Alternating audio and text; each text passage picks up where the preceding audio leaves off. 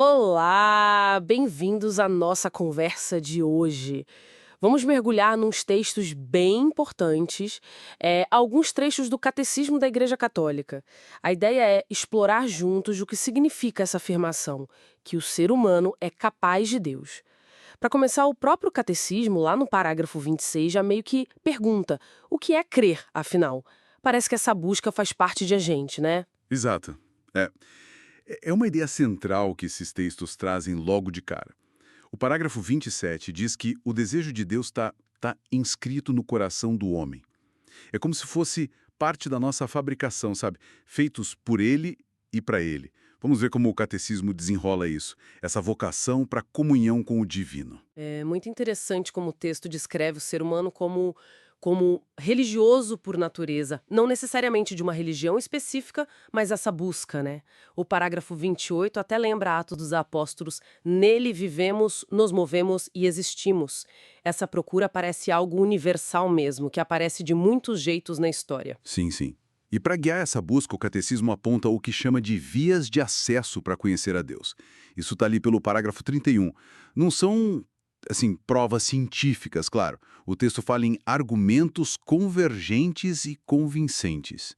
E eles partem do que a gente vê ao redor: a criação, o mundo e a própria pessoa. Faz sentido quando a gente olha para o mundo, para a natureza, essa ordem toda, beleza, leva a gente a pensar numa origem, né? Lembrei daquela citação de Santo Agostinho, que está no parágrafo 32. A beleza das coisas é um hino de louvor.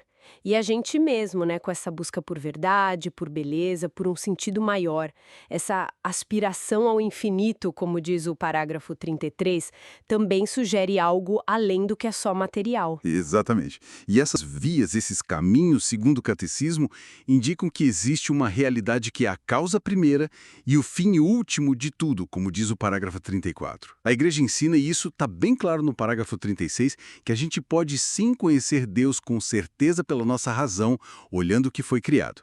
Mas é importante notar, o próprio texto admite, lá no parágrafo 37, que esse caminho tem suas dificuldades, tem as inclinações que vêm do pecado, os erros que podem acontecer. Ah, então é por isso que os documentos da igreja destacam a necessidade da revelação divina, que está mencionada ali no parágrafo 38. Para iluminar melhor, para confirmar essas verdades com certeza firme e sem mistura de erro, como diz o texto, para ajudar onde a razão sozinha pode tropeçar. Precisamente. A revelação vem como que para dar uma segurança maior, para confirmar e até purificar o que a razão alcança. E isso leva a outra questão, né? Tá, podemos conhecer que ele existe, mas como a gente consegue falar sobre Deus? O catecismo diz que sim, é possível falar sobre ele. Isso está no parágrafo 39. Mas logo em seguida, no 40, vem o alerta. Nossa linguagem é limitada.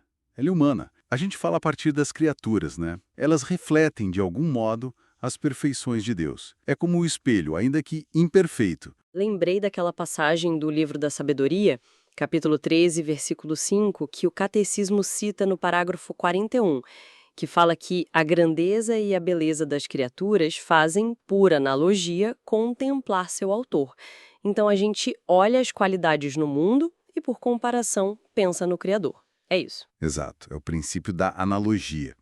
Mas, e aqui tem um ponto crucial que o catecismo reforça muito, ali pelo parágrafo 42. Deus sempre transcende tudo. Ele é infinitamente maior que qualquer coisa que a gente possa comparar. Nossas palavras, por mais bonitas que sejam, permanecem sempre aquém do mistério de Deus. Por isso, é preciso sempre ter essa humildade, essa necessidade de purificar nossa linguagem, sabe? Para não reduzir Deus ao nosso tamanho. Entendi. É como o parágrafo 43 menciona, citando até um concílio, acho que Latrão IV, que entre o Criador e a criatura existe sim uma semelhança, mas a dessemelhança é sempre ainda maior.